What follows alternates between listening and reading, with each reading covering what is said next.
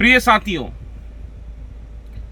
आज मध्य प्रदेश में छात्रों के साथ, युवाओं के साथ बहुत बड़ा धोखा हुआ है।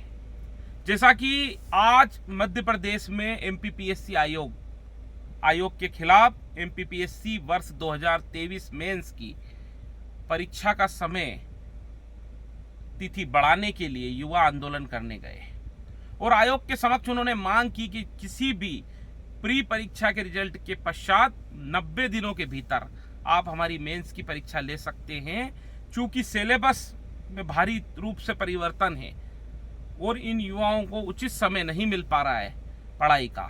इस सब बात को लेकर युवा प्रदेश भर से इंदौर शहर में आए और उन्होंने आंदोलन किया और दिन भर हजारों की संख्या में ये युवा आए और इन्होंने आंदोलन कर कर अपनी मांग को रखा।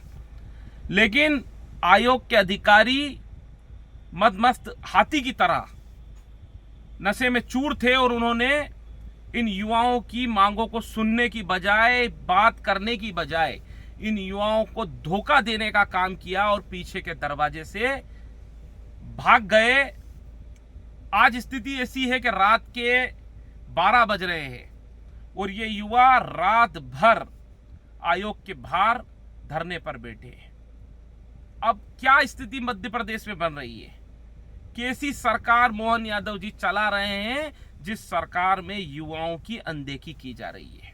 आप देख सकते हैं मध्य प्रदेश में एमपीपीएससी आयोग संवैधानिक संस्था होने के बाद भी संविधान के नियमों का पालन नहीं कर रही है और वहां पर जो बैठे हैं चेयरमैन राजेश लाल मेहरा जी, वो बिल्कुल अपने मूल्यों को, कर्तव्यों को भूल चुके हैं, क्योंकि उसके जस्ट पास उस आयोग के कुछ मीटर की दूरी पर उनका एक बंगला बना हुआ है। वहां पर वो अभी इस वक्त सो रहे हैं। जिस समय युवाओं के पास बैठने के लिए चादर तक नहीं है, दरी तक नहीं है, नीचे धरती पर बैठे हैं, जमीन पर बैठे हैं। वहां पर हमारी बहनें बैठी है, हमारे भाई बैठे हैं और ऐसी स्थिति में राजेश लाल मेहरा जी की कोई भी संवेदनशीलता नहीं बची है। वे ऐसे समय इतने गंभीर मुद्दे पर निर्णय नहीं ले सकते थे। पूरा दिन उनके पास था, पूरा दिन युवाओं ने आंदोलन किया अपनी मांग को रखने के लिए। संवैधानिक तरीके से अपनी बात को रखते हुए उन्होंने धरना दिया, लेकिन आयोग के चेयरमैन साहब ने, वहां के अधिकारियों ने, किसी ने भी उनकी बात को सुनने का काम नहीं किया और जैसा मैंने आपको पहले बताया, वो पीछे के दरवाजे से भाग गए।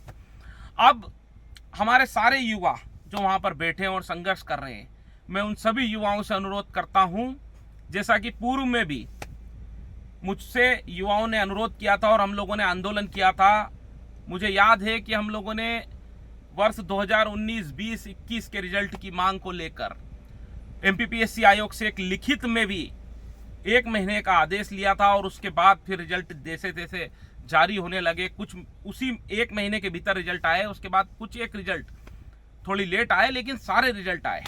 और आयोग को हमने चेतावनी दी थी कि आयोग यदि इन युवाओं की मांग को नहीं सुनेगा तो हम आयोग की ईंट से ईंट बजा देंगे। वैसे ही हम लोगों ने धरना प्रदर्शन किया, पूरा आक्रामक तरीके से अपनी बात को रखा। आयोग के समक्ष हमने सारी चुनौती उनकी स्वीकार करके सारे युवाओं की मांग को पूरा कराने का काम किया।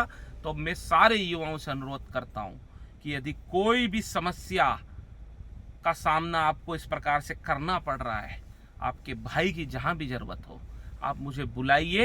ये गैर राजनीतिक तरीके से आपकी मांग को हल करने का काम आपका भाई करेगा। आपका भाई आपके साथ खड़ा है।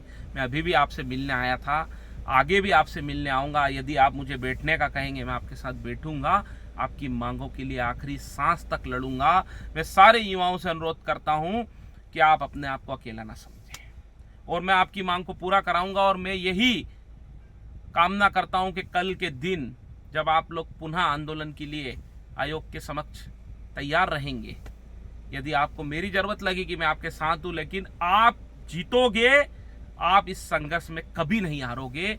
यही मेरी कामना है। इसी अनुरोध के साथ मैं अपनी बात को समाप्त करता हूं और मैं सभी नेताओं से भी कहता हूं, किसी भी पार्टी के हों, अगर हमारे इंदौर में इस प्रकार का कृत्य हो रहा है कि युवाओं की, हजारों की संख्या में जो युवा बाहर से आए हैं, उनकी बात को सुनने का काम नहीं किया जा रहा है, उनको सुनवाने के लिए आप भी लड़िए, आप भी आगे आइए, आप भी बात करिए।